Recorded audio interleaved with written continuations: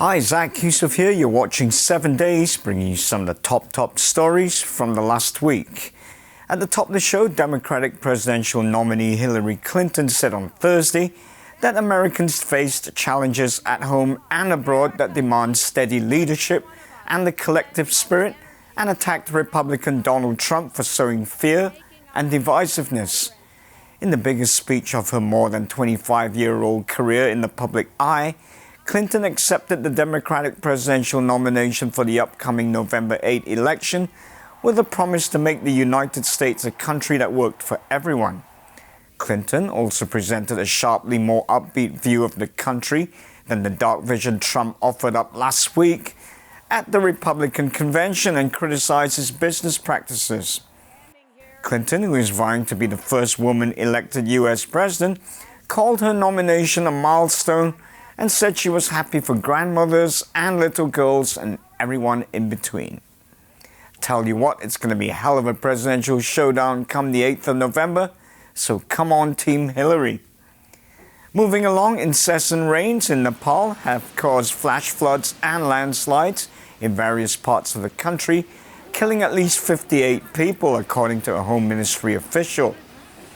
Local television showed villagers in the western district of Palpa beginning to clear up after flood waters swept through the area. Helicopters were also seen rescuing people stranded on the banks of the Rapti River, which crosses through the Bank district and approaches Nepalganj. In neighboring India, severe floods have affected more than 1.6 million people, according to authorities, burying villages and submerging acres of land.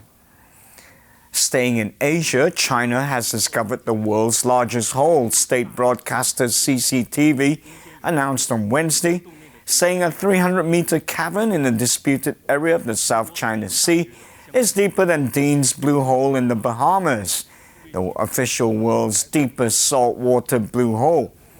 Named the Dragon's Hole, the Blue Hole lies within the disputed Paracel Islands, administered by China but also claimed by Taiwan and Vietnam. Professor Yang Zhushang of the Ocean University of China said researchers had used a variety of methods to ascertain the hole's depth. Blue holes were formed during previous ice ages. Chinese scientists will continue to study the marine life within the hole, although due to its depth, water beyond a certain level becomes oxygen-free, meaning few creatures are likely to be found in the very lowest reaches, scientists said. Up next, a drug bust in Chile has resulted in a haul of cocaine worth more than 11 million euros that was bound for Spain. 3 suspected traffickers were arrested, 2 of whom are confirmed Spanish nationals. According to officials, the anti-narcotics operation took place in the northern Chilean port city of Arica on the 23rd of July.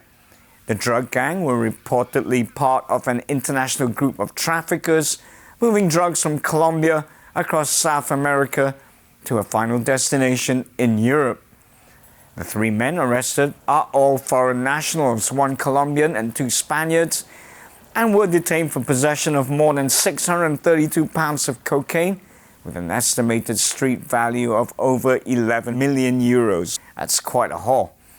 And finally, a team of scientists from Belgium have built a machine that turns urine into drinkable water and fertilizer using solar energy, a technique which could be applied in rural areas and developing countries. It's a fairly unorthodox experiment. Basically, one researcher urinates and the other drinks the outcome.